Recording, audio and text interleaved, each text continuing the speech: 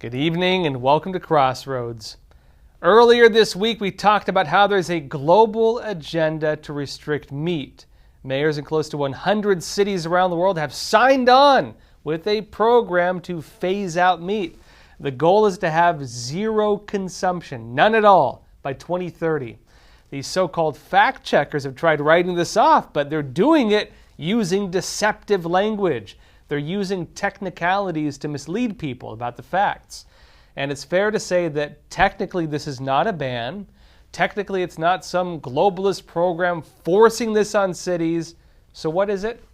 It's mayors independently joining a global program where they are saying they're going to do it. They're using policy, they're using local budgets to enact the goals.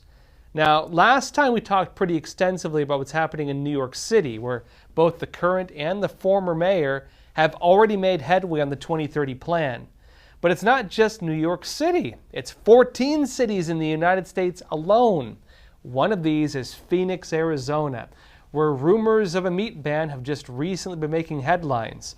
The Gateway Pundit reported on Tuesday that Phoenix Mayor Kate Gallego is reportedly laying the groundwork in Phoenix to ban meat, dairy, and cars and carry out globalist leader Klaus Schwab's 2030 agenda with C40 Cities Climate Leadership Group. As it notes, the program is C40 Cities. It's basically a voluntary pledge on a set of green agendas that close to 100 mayors of cities around the world have in fact signed on to.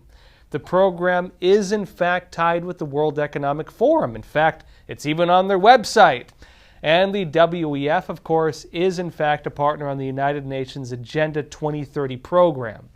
Now, Mayor Gallego was quick to write this off as just being, fake essentially. She posted a photo of herself on X eating a bowl of cereal, and she wrote there has been a lot of false information about her work to make Phoenix more sustainable. She then said she is not banning meat or milk. Her claim was quickly refuted, however. Jeff Caldwell at AZ Free News wrote a very lengthy piece with a bold statement accusing her of, quote, lying through her teeth.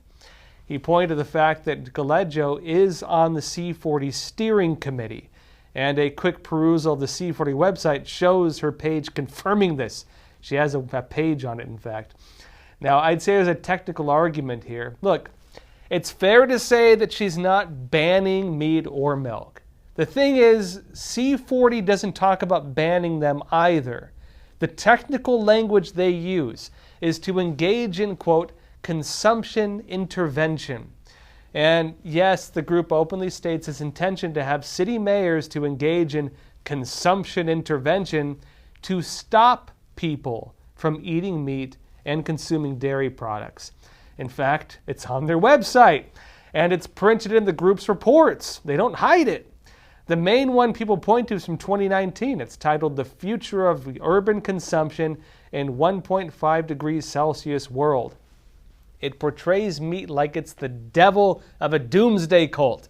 It claims that stopping people from eating meat can save 160,000 people from dying every single year from things like cancer, heart disease, and diabetes. And it claims that stopping people from eating meat can help stop the big doomsday conspiracy of the climate emergency. The report explains the goals for dietary change as a type of intervention to save us all. It gives both progressive and quote-unquote ambitious targets to reach by 2030. For meat, for example, the progressive target is 16 kilograms each year. That's around 35 pounds. Now, keep in mind that the average American eats around 274 pounds of meat every single year. So that's a pretty major cut to how much meat you're going to be eating if you're in one of those cities. So what's the ambitious goal, though? Well, 0. They don't want you eating meat at all. Same goes for dairy. It appears they genuinely believe that if they can successfully cut meat and dairy, at least what they say on paper, they believe it will stave off climate change. Just sacrifice your steaks at the altar of big government and we'll be okay. Now, the report states, quote, If C4 cities change their food consumption habits in line with the identified progressive targets, well, it says the category's emissions could be cut by 51%. So that's a progressive target. But what about the ambitious target, the one where they stop us from eating meat and having dairy altogether? Well, it says this. The adoption of ambitious targets would enable an additional 9% reduction. Now, it seems that in their eyes, they're not trying to stop us from eating meat and just to be mean. They're trying to save us from ourselves and our inability to recognize their grand savior of massive state bureaucracy to micromanage our lives. Also, they want to stop us from driving cars, and they also want to make it so we can't buy more than a few items of clothes each year. I'm not even joking. Now, of course, you might be wondering, how do they plan to stop people from eating meat? Obviously, people want it. That's the nature of a free market. Supply is driven by demand. So how do you get around this? Well, it proposes that mayors use the power of the city's budgets and to use regulations to change the way people are able to eat. And that brings us back to Phoenix, Arizona. Now, despite being a prominent member of the C40 program, the mayor says that she is not banning meat or dairy, but it does appear she's taking steps to implement policies that seem very close to the agenda. In 2020, she and the Phoenix Council passed the 2025 Phoenix Food Action Plan. And this includes a new program to build sustainable food systems. In my personal opinion, it sounds a whole like what we discussed earlier this week about New York City.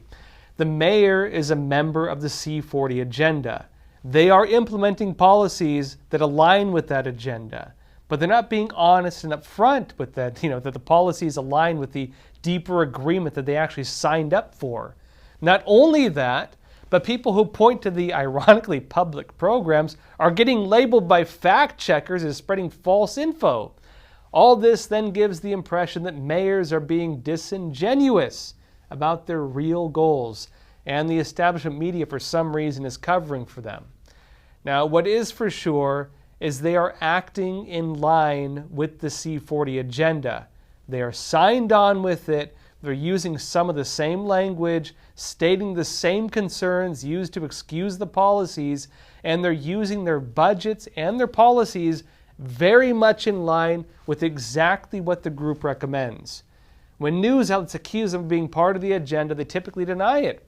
And establishment news outlets come to their defense, using nuance and plays on words to deny that the claims in ways that are just not really honest.